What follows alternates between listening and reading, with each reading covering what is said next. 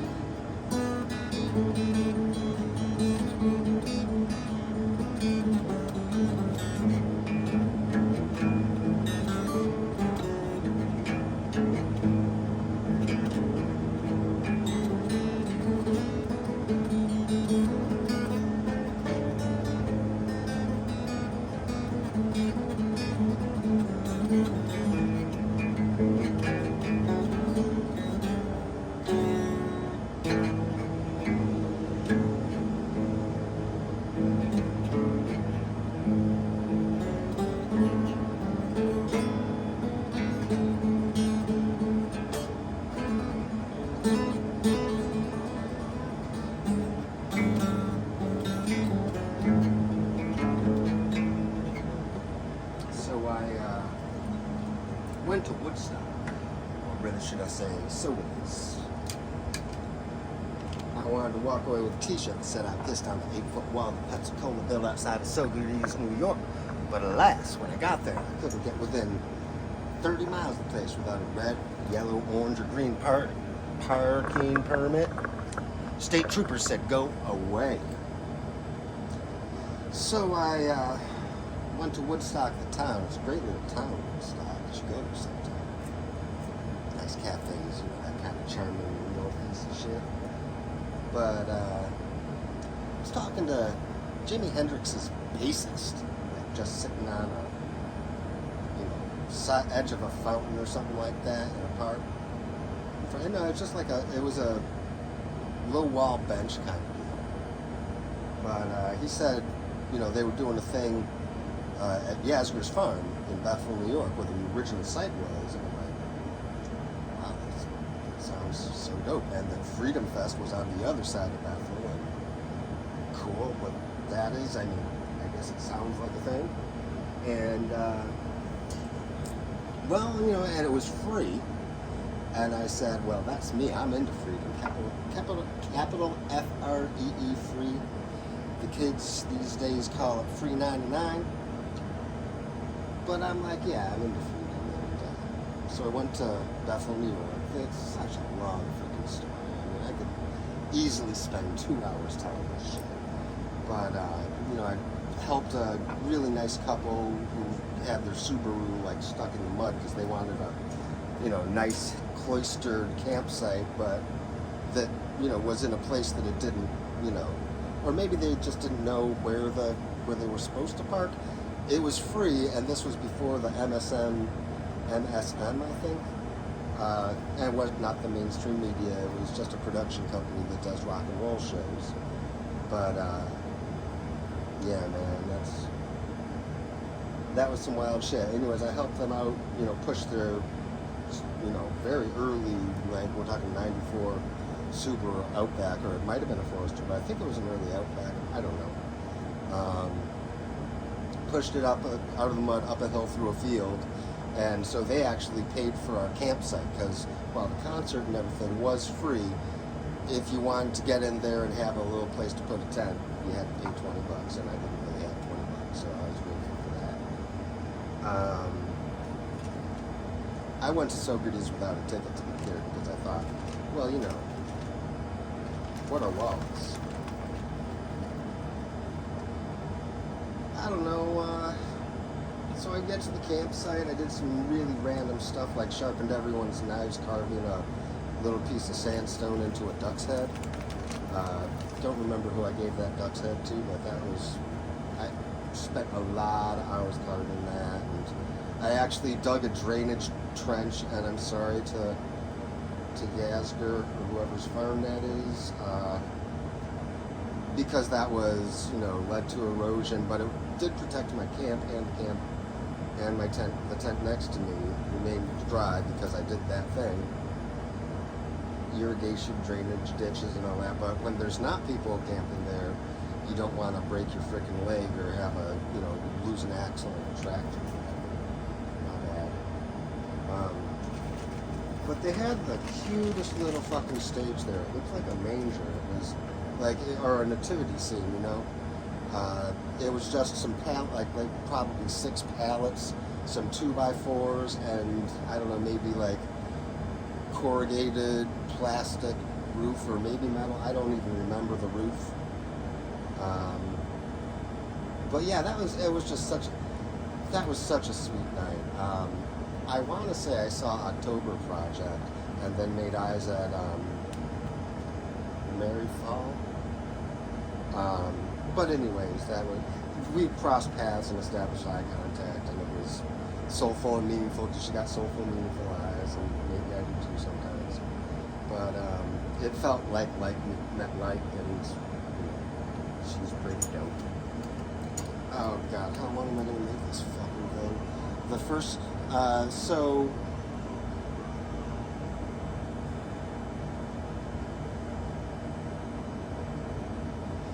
yeah, timey-wimey stuff.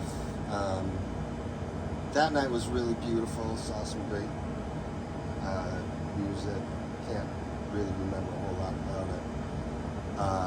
But they said that they needed help setting up the main stage the next day, and that would have been probably like Friday or something. The next day being Friday. And I don't know. So the next day morning, I was super excited to be there, all that kind of shit. I'm an excitable boy. So I got up at like 5 in the morning, took off, and went to see if they needed help setting up the main stage. So I went up, and there was this guy that was standing behind probably a bunch of police barriers or something. I said, "Hey, you guys said you need help setting up, the stage," and they're like, "No, we're good. Go away." And although maybe ruder than that, I don't really know. It was early. It was fucking 5 o'clock in the morning. I don't think anyone had enough coffee yet.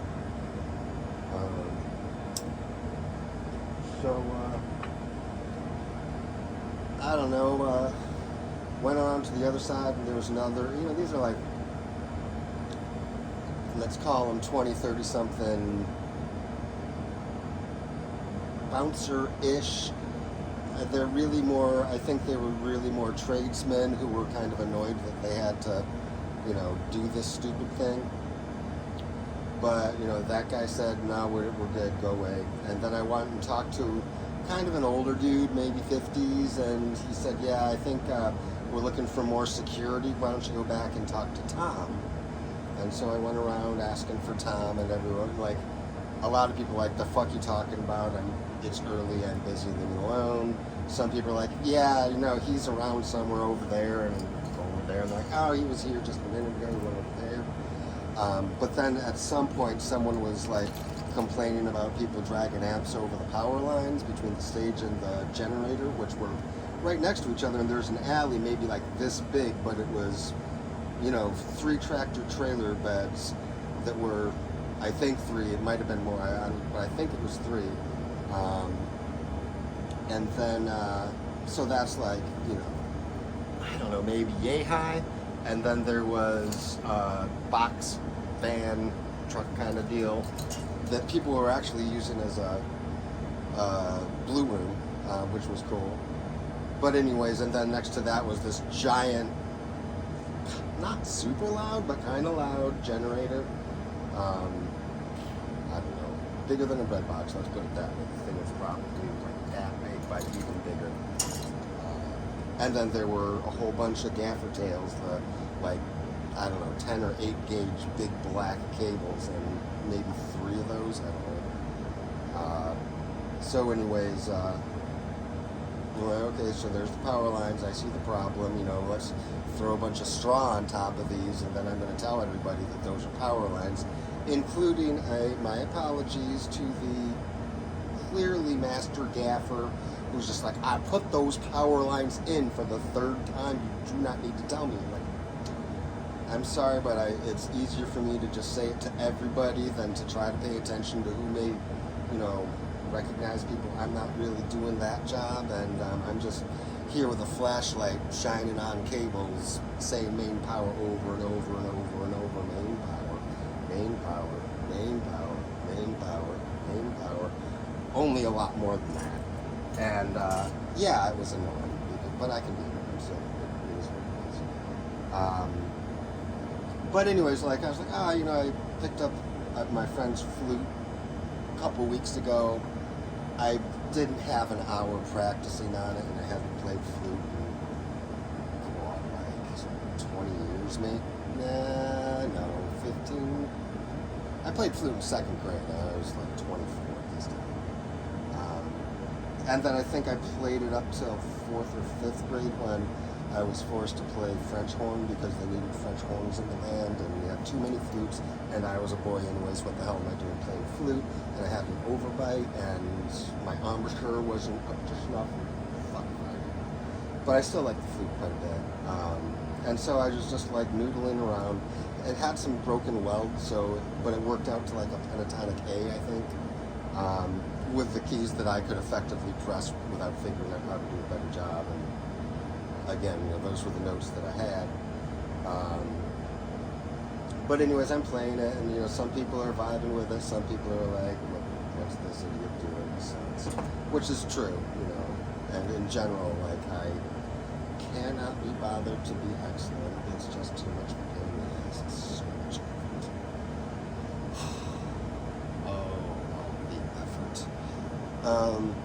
So anyways, it was. I talked to James Taylor for an hour and a half, and he was like chilling. Like I was, at this point I had like blisters that were black from some kind of hippie iodine solution. They were broken and then black and not bleeding. I tried to take care of them, but I didn't have, Band-Aids. I had other things that I was just trying to deal with it. While still helping people lift Marshall stacks out to the stage. But anyways, James Taylor handed me his guitar because he wanted me to look after it for him, and he opened the case and he was just like, be careful, this is a very expensive guitar. And thankfully I did not say, although I did literally think in real time, no shit, James Taylor, you're an expensive guitar, where'd you get the money, man? And then I totally failed him again because I saw him in concert at Miami University of Ohio in, I think, maybe October of '89. And I lost my virginity at the end of that show. Threw it away.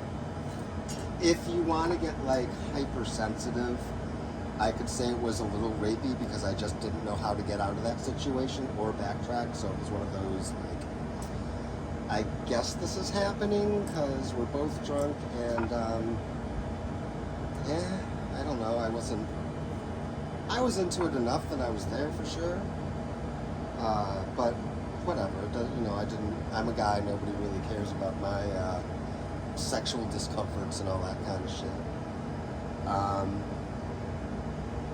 But yeah, I told him about that. But I really, again, back then in '89, I had really planned that if I ever met him, I would apologize for the weak tea crowd participation. Like, I knew people were into it, but they were into it in sort of like a gape-jawed, wow, this is good music, politely, applaud. And he was like just tearing it up. Like, I wanted people, dancing and shit, but it's not the James Taylor vibe.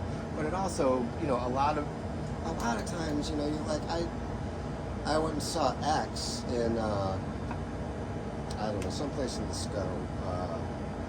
the DNA Lounge. And, I mean, it was old people and their kids, but funny, it was the old people that were there for the punk show. Because, their ex is an old LA punk scene. Whatever. Good band, check them out. But anyways, there was some dancing, but the DNA Lounge also had Pig Face and Words Acid, and that was live. Even the people that were just chilling at the balcony were at least slamming on the balcony a little bit, at least to be respectful. But where the fuck that tangent come from? Good lord. I need a lot of editing, and that's why the time lapse is so great, because I can just dump 2 hours into 30 seconds and everyone thinks I'm fucking Superman. But I love it when people say Godspeed. I'm like, no, that's just time lapse. But anyways, I didn't say no shit James Taylor. So this track actually has 2 lies on it, because later in the song I was trying to be discreet, and the next day these people were playing CSN's song Woodstock off their CSN album, and that they played at Woodstock. So I just sort of, I want to make possumed over there. I just possumed my way in, just kind of wandered, looking lost, but playing flute in a really basic, a bass guitar roll, where I was playing half notes and whole notes and just chillaxing, because I really didn't have the chops to do anything Ian Anderson-y. But it was Victoria Williams who said, "That's really pretty, you should come up and on stage with us and jam." And I was just like, no shit, that would make my life. And it did. This is, my crown jewel story. But, it's never gotten me laid, and as a incel or something, I'm a V-cell, that should be a thing. Voluntarily celibate, because sexual politics are, I don't know, I'm kind of whatever. Yeah. So Victoria Williams, the guy with the blonde dreads, clearly Dave Berner, and I knew that, but I didn't really, when I met Ray Manzurek, I was just like, you look so familiar, and he's like, you ever hear the Rascals? I'm like, The Doors? And I'm like, and he walked away. Which, how many hipsters does it take to change a light bulb? You don't know. Right. So, Arlo Guthrie I recognized right away, but I was just mind blown by how fucking beautiful his hair was. Richie Havens closing down that first night with the big stage was OMG. So powerful. And then when he got off, he was an amazing man. He was an amazing man, and watching him transform on stage to this youthful, vibrant, kind of seemed like it was 25 years ago, something like that. I don't know, it was pretty dope. But, so the next day, I'd met so many famous and semi-famous people that, whatever, didn't really seem to matter. So I just possumed my way over between the limo and the van, played my thing, and they said, hey, come on stage with us. And then I'm like, oh, yeah, cool. And I'm like, okay, yeah. So I think I knew how to, it went with the song. I'm pretty sure I can recreate it. It was pretty easy. One of the gaffers who's been treating me more respectful than dog shit. He was all right. But he, being one of the all right guys who might have even talked to me like I was a human a couple times, came up to me and was like, dude, when you came here, did you ever dream that you'd be playing with Soul Asylum and the Jayhawks? I'm like, no. Is that what I'm doing? I heard it was a band called Cloud. I get that, those guys are rock musicians. They certainly seem to know how to play their instruments pretty well, and they had practiced that song, so cool. I was getting up on stage and doing, we were doing mic checks and stuff like that. And this production assistant's like, we're not going to have it turn into this thing. And she, I think it's probably her job to be a control freak and a gatekeeper and whatever, but Dave Perner, who I labeled as Soul Asylum, fine, whatever, said, hey, we're the band. We get to say what the vibe is, what's going on. This is not your place to be telling that guy that he can't be up here. We want him up here. And so that was really nice. I was interviewed by, I think, PBS in Schenectady or something. And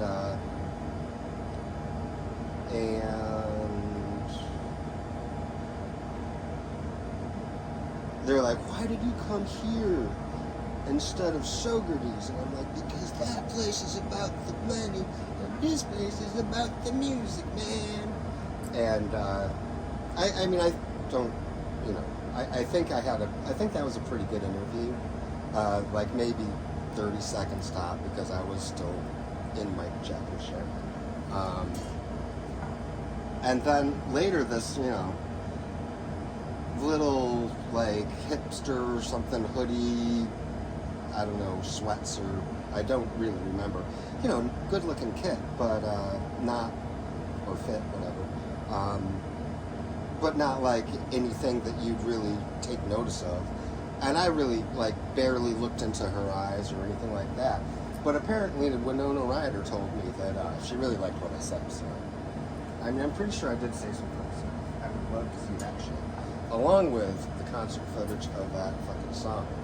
Because, I mean, it was really nice, and I had a solo, and, then I'm like, okay, 10 seconds of solo is about all I can handle. I don't know what the fuck I'm doing. Don't expect much here.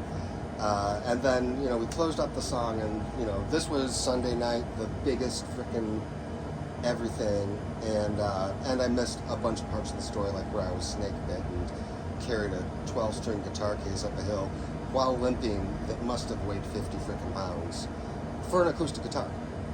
But I'm sure it was a very good case, or whatever. So I was just like, it wasn't so much stage fright as I literally don't know how to play the flute.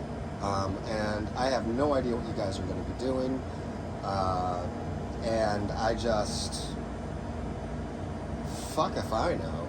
So I just like, okay, let's get rid of this. So I took my flute and I threw it as hard as I could, which, being kind of lit like a hit,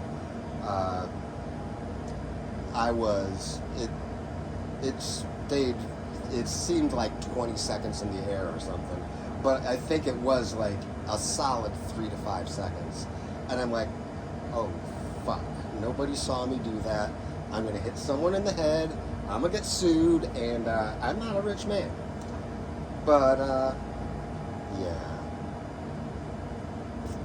I swear to God, I remember it being spotlit. And, I mean, we did have a production crew that was, probably good at what they did. But like, guys are fucking hands just reached up. So I'm sure it's 3 pieces at this point. Different people having it, or else maybe they all knew each other. I don't know. Yeah, that was fucking cool, man. I was literally thinking like, this is the,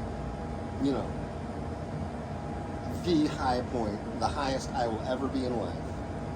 And then I almost immediately like, nah, probably having kids would be more rad than this, but here I am, 53, gonna be 54. It's childless cat lady, except for no cats either. I got a plant, and that's fucking not doing well. I need to get it a new home, new pot, shit like that. But yeah, I did so much shit there.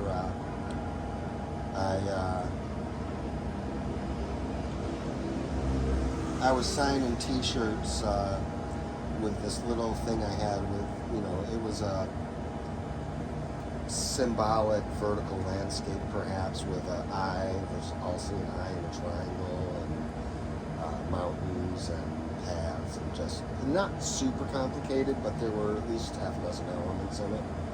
And then it said, be good to everybody, give more than you take, do what you want to do. And I put that on the CD cover when I recorded this album in Dayton. And this album is literally called The Courage to Suck Loudly. Like, I'm not trying to say it's a good album. It's one of my favorite albums. And if you give it a really, really sympathetic and generous listen, it's really pretty good. There's some dope-ass shit that happens. Some of the songs are pretty good, as is even. At least good enough, whatever. They're not production quality by any stretch of the imagination. I was, basically, I drove out, I sold my PS1 with all my games, maybe 15, for like $150 to my cousin to give to me. He gave it to his kids, which I thought was kind of, I could have used more money, and that was a lowball offer, but he is a thief, so whatever. Rich thief, but still a thief.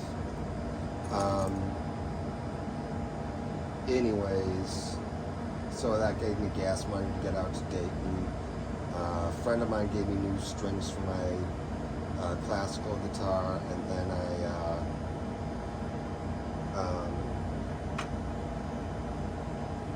I brought my Gibson Les Paul. It was made in like 79, 80, just before they turned it into the Firebrand. But it was basically a thinner Les Paul style, solid black walnut, unfinished, real nice guitar though, electric. I think I brought my PV Backstage Plus too, but I didn't really have a lot of shit. I think I had a phaser, and I think I might have just had a chorus pedal at that point. But the dude from Granddaddy Sweetheart of a Bass, the guy who did was my recording engineer. He was a recording engineer I met at Freedom Fest, which is another hour of the story that I gave this one girl this really large piece of rose quartz that I bought for $5, which I'm not buying things for $5 because they're better than the things you can buy for $1, except sometimes. But anyways, and I had been like putting it in the fire and charging it. I mean, I don't, be careful putting rocks and crystals in the fire because they explode, or they can fissure. It's not, be careful doing it.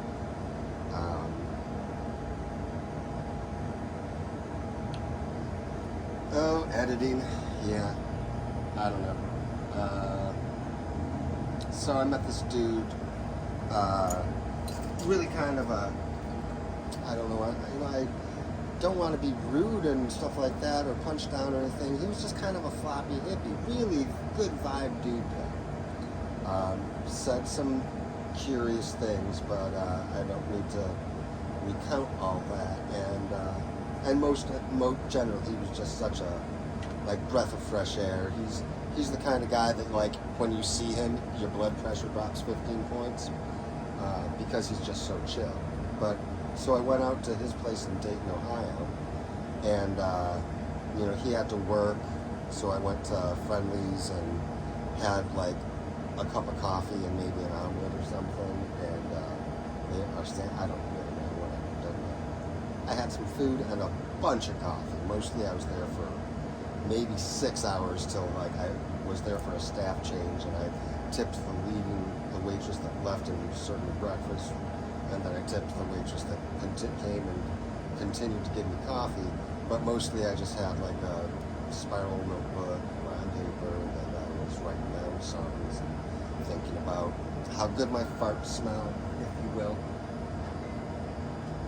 And there was very little fear there. But nonetheless,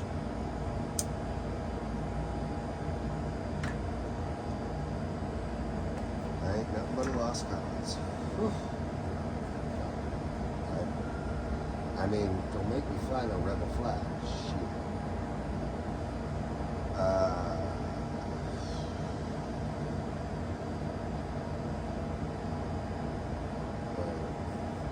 Songs were okay, you know. I'm a pretty good poet. I gave up, you know. I was published when I was 6, in like 1976, by my grandmother in some kind of vanity press thing, I'm sure. Or maybe she was an English teacher and had connections. She was from Ventura. I don't really know. It doesn't matter. I mean, her brother was Roger Tory Peterson, and they knew publishers. I got a nice little. I think I got a nice little paper book, and I think I probably use it. I would like to find that. But the poem was, "The real me is soft and sweet and kind. Although outside I am not much, but do I have to be? Inside, although I could, I wouldn't hurt a flea, even if it hurt me." Still gonna swap the fuck out some skaters. That wasn't part of it. Anyways. Yeah. So it was pretty straightforward, writing a bunch of poems, a couple hours thinking different thoughts. And then, you know, when I would go back to the student's house, I did spend, you know, I was up all night one night with a razor blade doing the Granddaddy Sweetheart of the Bass song. The activity from the song was a thing that happened. It was really, I feel like I disrespected history doing what I did to all those dancing peoples made out of sand and glue, and Catalina dancers and newspaper poodle skirt bobby sock peoples and whatnot. But I really do feel that there's a credible possibility, you know, if you go through, like it had a bunch of things happen to it, that I think you can pretty much date to the 50s, or, you know, when would there be poodle skirts in newspapers?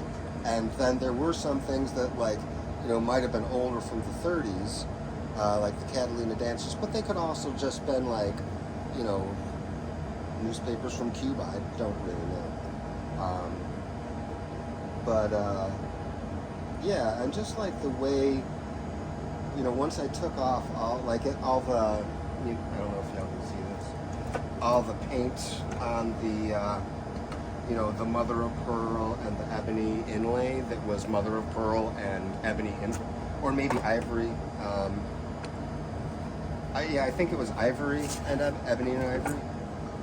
Can't really tell, but or it was at least like, you know, really good bakelite. But I feel like the overall production quality of this, it was probably ebony and ivory.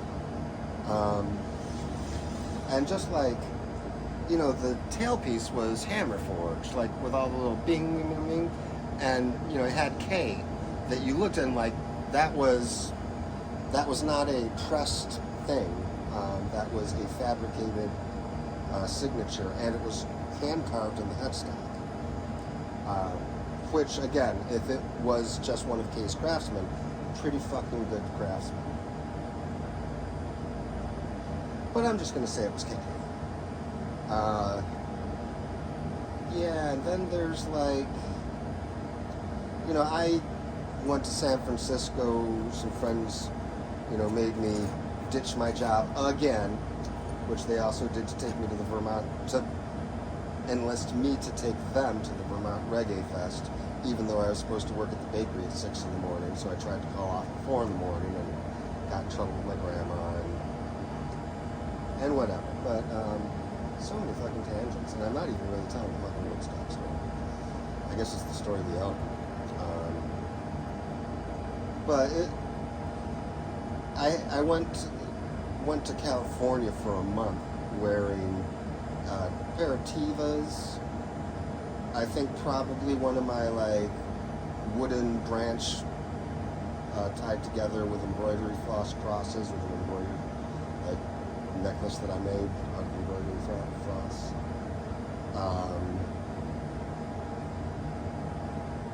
And a pair of Guess overalls that I had puff painted with things like hug me and free to be you and me and good vibes and, you know, random hippie shit. Because I was kind of a random hippie after being kind of a random punk.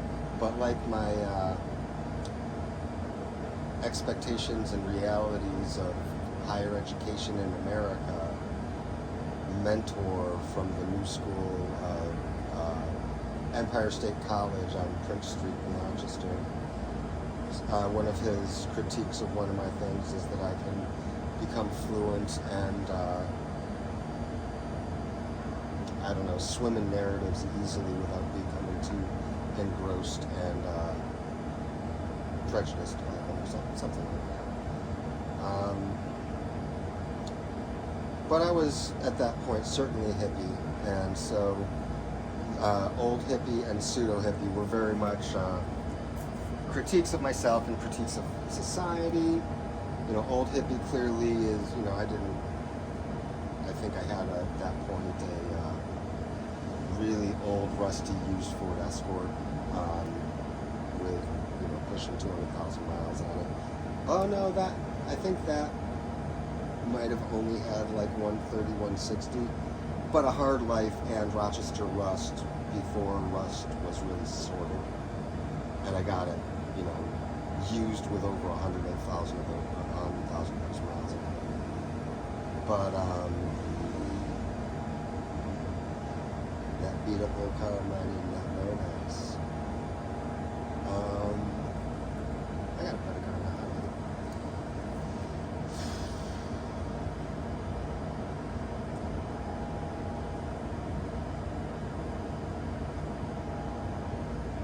The pseudo hippie with Iona tie-dye shirt and bought it at the mall.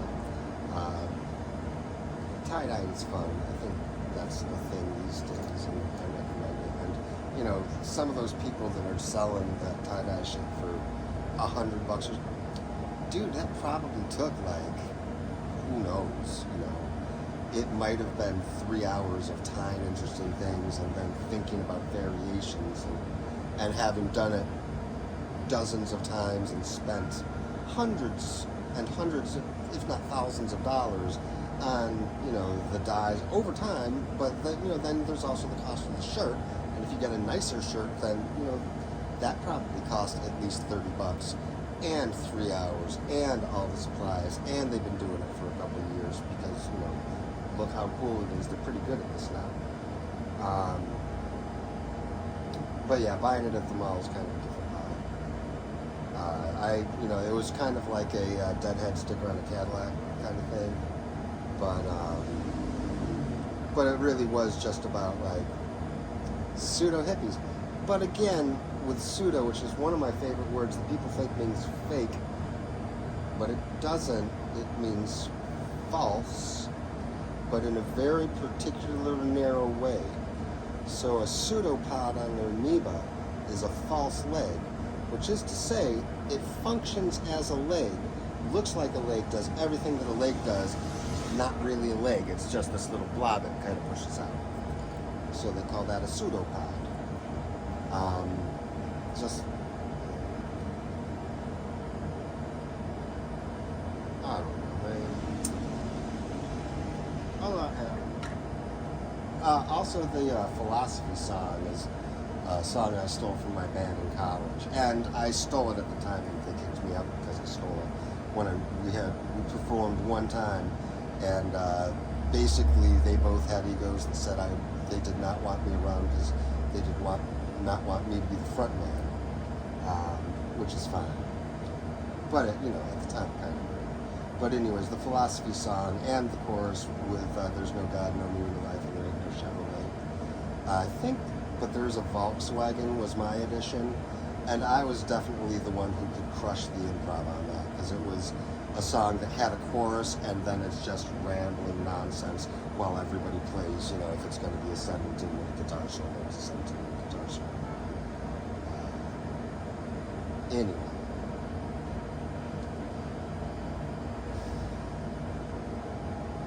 There's making the album basically after I finished the bass.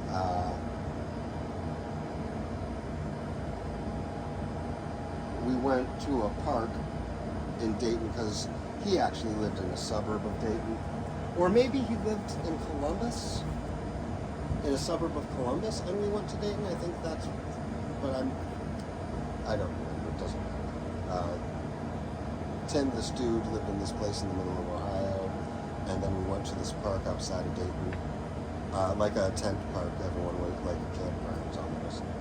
But so I pulled, like, he had a Roland 106, which, man, would I like to get that stack of keyboards. But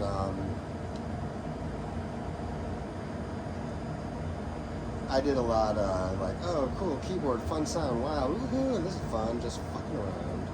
I fucked around and found out, and some of it's, I thought, fine. I mean, I obviously no idea what I'm doing through most of this. My guitar work is serviceable, but I had all these new toys. Like, he had a rack guitar effects. It was one really good rack unit multi-effect, and I think he had a plate flanger, which I would, man, plate flanger.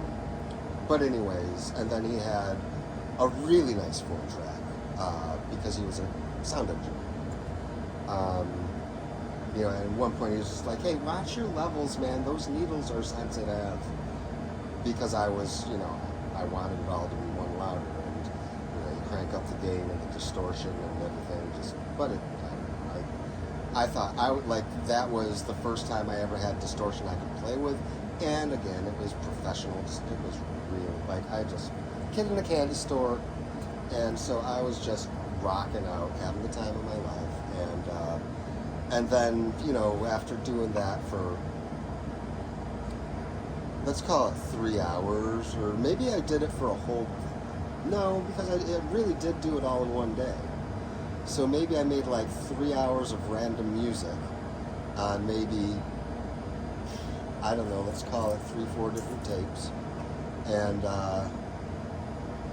then I would record another track over that. And I might do that 2 times, I might do it 3 times, there might only be 1 track. Old Hippie is, it took me years to get through being almost like nauseous when I heard that dirty track that was like, 0.9 off on pitch, and which means like speed, so, but the changing the speed also changes the tone, and it's just so, it's, I was working with microtones, right? Kind of cool. Not intentionally, which was not cute. But at this point, I'm kind of here for it. I think that, some of the math rock stuff and some of the, modern, real, bleeding edge current music, it's really cool, but, a lot of, I like math rock because out of the 5 different time signature they're fucking with at the same time, at least one of them's usually trying to do something passively melodic. So you can kind of get a continuation while the cacophony is just going batshit crazy, and everyone's shred tapping their guitars and doing, 9-string guitars and 12-string bass nonsense, but really cool nonsense, but definitely. Wait, what the hell are they even doing? Is that still a guitar? I don't know. I think it's a toaster. It makes toast. So there's you have to look at that album through a John Cage lens. There's so much left to chance, and I have no fucking clue. I have I was playing flute in the second grade, and I think, for maybe 2 years, or maybe the whole time I was playing flute, and again, I would love to find this, I made a slide flute out of 2 pieces of copper piping with holes in it, and that I would play, and it was some wild and ass shit. I don't know if there was, I don't know how good. I think that would have been Carl who helped me with the physics on the holes and shit like that, because Carl was amazing.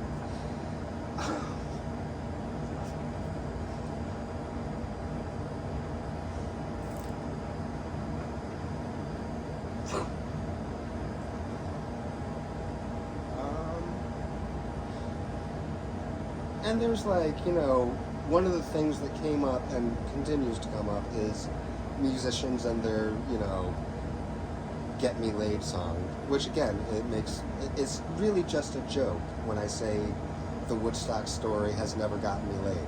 Now, it's absolutely true. It has not ever gotten me laid, and I feel like that's a story that really should do that. I feel like it could carry a lot more weight, but I'm also really, in bizarre ways, quite prudish and whatever. I think it's kind of actually like Prince, because Sven and Jenny Prince are used to did in the 70s when he was named it.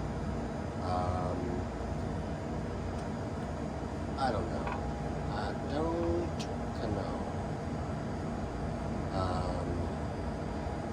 What did Prince say? It's like jazz. If you don't know, I can't tell you. Yeah, I could probably edit that in if I ever edit anything. But music to get being a prude, where Prince was a sexy motherfucker. I love Dirty and all that,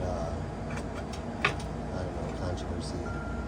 But he was also he with Apollonia and Sheena Easton, and I can absolutely see them doing some kind of sexy time pagan ritual shit at the drop of a hat that may not have involved as much sex as it did in nudity. I don't, this is all imagination and hypothesis and shit, but he apparently wasn't boning all those super hot, I think Lisa and Wendy were probably lesbians, but it doesn't really matter.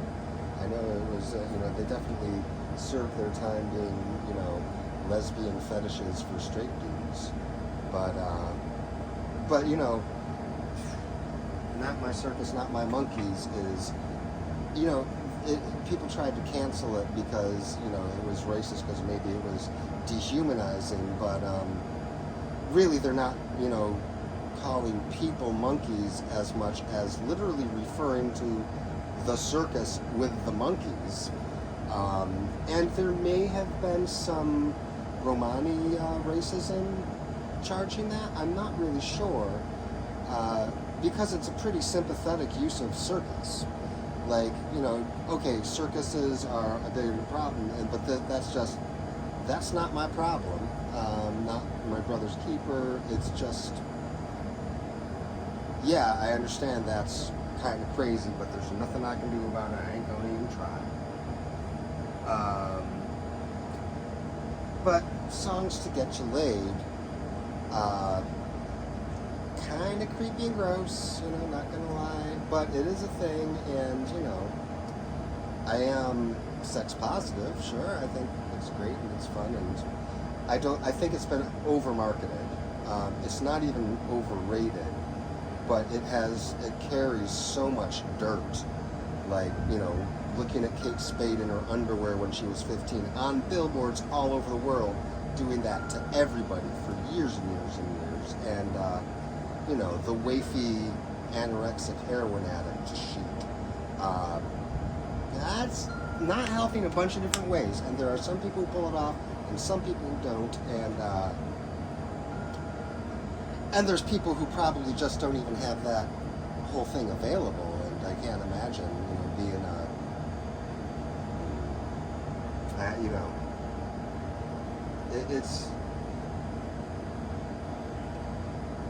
these are all things that I don't want to trade in casual cruelties that are charged by bigotry and ignorance that I will never understand. I got my manorexications, even though I do have a beer gut and really filthy teeth, dirty mouth. Yeah, I need to see a dentist. So, but I want to meet the ultimate woman. Women are so very intelligent. I'm sure somebody will. Sure, whatever. I don't know. And here I am, 53, single, childless, gatless. Loser.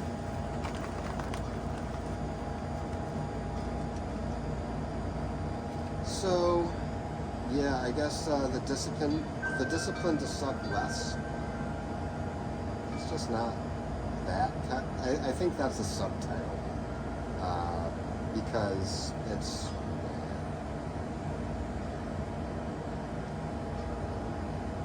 Oh, how about living out loud? Living out loud, the discipline to suck less. Done. To live out loud.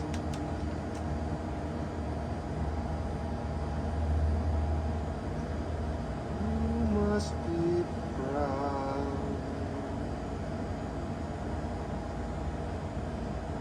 To live out loud. You must be proud.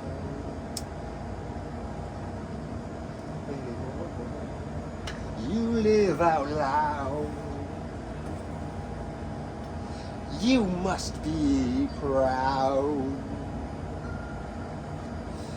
You live out loud. You must be proud. You should be proud.